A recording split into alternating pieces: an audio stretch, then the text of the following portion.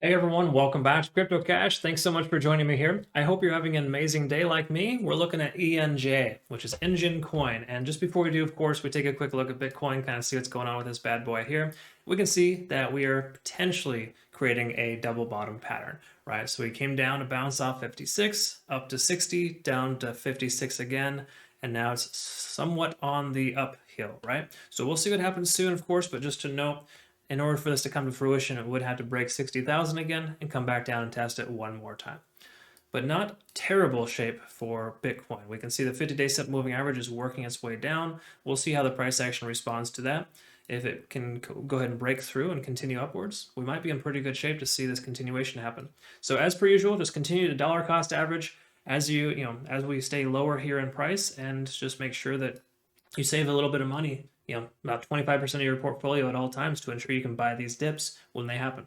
I know, easier said than done, I get that, but try your best to keep that as an option for you. So take a look here at ENJ. Oh, sorry, before we do, just gotta let you know, I'm not a financial advisor, right? You've heard that a few times before. And just know that I've been trading for over 15 years though, and my goal is to help you become a better trader.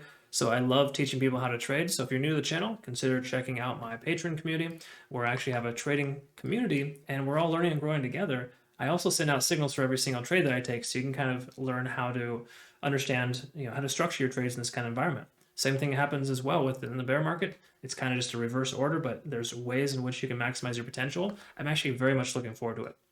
So here at ENJ, let's go ahead and take a look at the one-day chart first, work our way down. So we're going to need to draw some new Fibonacci retracement levels, because you can kind of see here that the price is kind of getting stopped out at about basically 398. That's the previous resistance, right? So just to quickly note, ENJ has hit this level before one time, right? So peaked out right back then in April, right before the first major Bitcoin correction. Everything kind of came back down.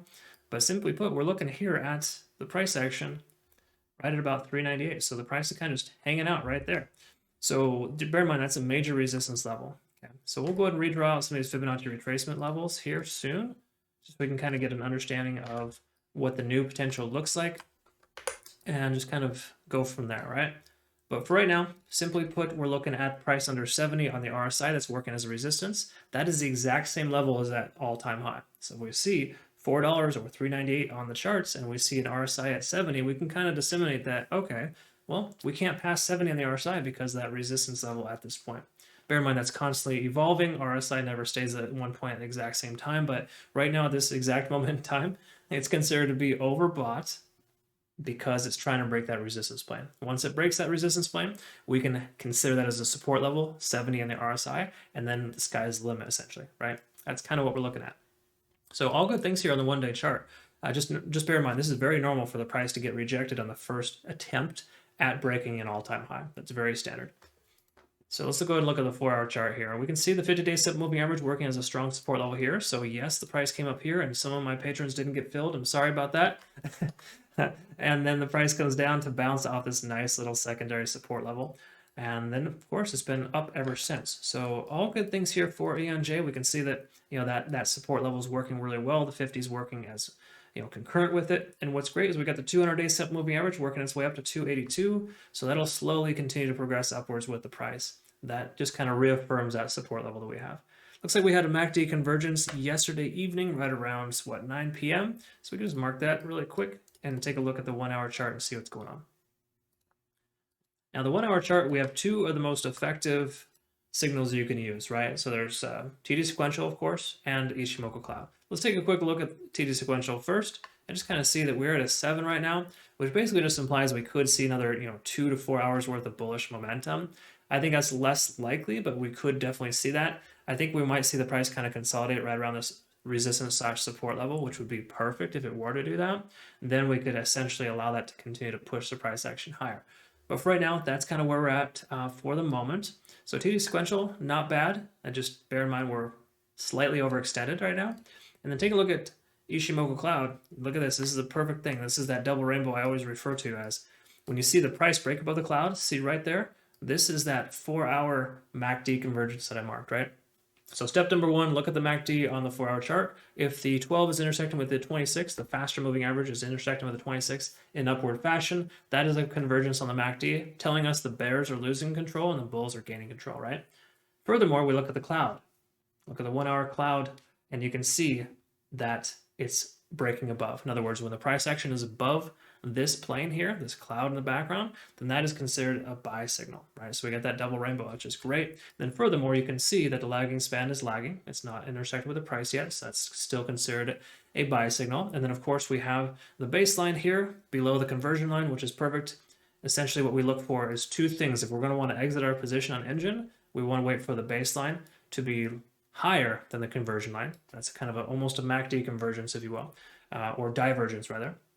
And then of course, the alternative is to see this Ichimoku, basically the lagging span, intersect with the price action, and that also gives us a confirmation we want to probably exit our position. So whichever of those two things happens first, then we'd want to consider selling.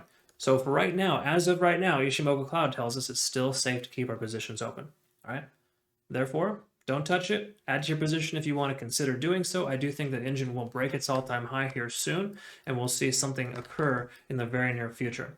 But for now, we're just going to go ahead and kind of hang tight and just keep our positions open because we currently have a swing trade position open in our community. We've already hit profit target 1. I think it was like 392, and our next profit target is upwards of $5.10, right? So I definitely think that Enjin will be able to hit that. It's just a matter of not if, more so when, right?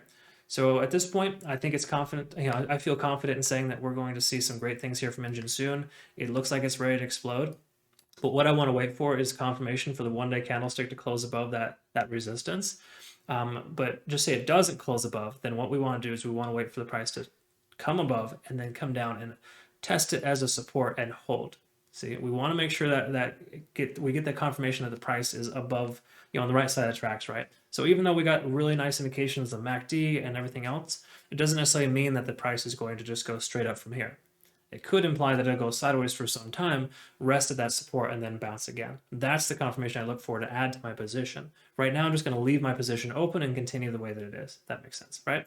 So ultimately, looking good here for Enjin. I see no bearish qualities whatsoever. I see full-on bullish qualities, and I think that we're going to continue to see some good things. Just note that it's a bit on the overextended side right now, consolidating at resistance, which should become the new support here soon. That's the hope. So if you found benefit here, of course, like and subscribe. Oh, you know what? Sorry, let's not do that. Yeah, I mean, go ahead, like and subscribe if you haven't already, but let's go ahead and do one last thing. I want to redraw some Fibonacci retracement lines for the new potential, right? Because we want to kind of understand what that looks like. And looking here, what do you know? The new potential for Enjin as a better case scenario, and I would say here, again, this is about 2 days of trading. So in the 2 days of trading we've seen here so far, it's increased a total of about 31%, right, from bottom to top. So 31% growth in only 2 trading days. Keep in mind, that is phenomenal for traditional trading, right? Because I used to trade regular, futures, ETFs, and all that. A 30% day is amazing. We get that in just 2 days here for crypto. We're all so desensitized that 30% seems like a small gain, right? It's insane. Trust me, this is very good. So say you got that 30% in the last 2 days. Hypothetically, in 2 more days of trading, we could see $5.18. So the goal that we have as a community of $5.10 is extremely likely. It's just a matter of when, right? So again, in order for us to hit that goal, we need some consolidation at support / resistance right there at 398 first, and then we see the next leg up, right? So what we'll do is we'll look at Enjin again here in the very near future, possibly later today, early tomorrow, within 12 to 24 hours, right? And we'll reestablish and reevaluate the Fibonacci retracement lines, see where they're at. But I like the fact that this Fibonacci retracement level is really close to the previous resistance.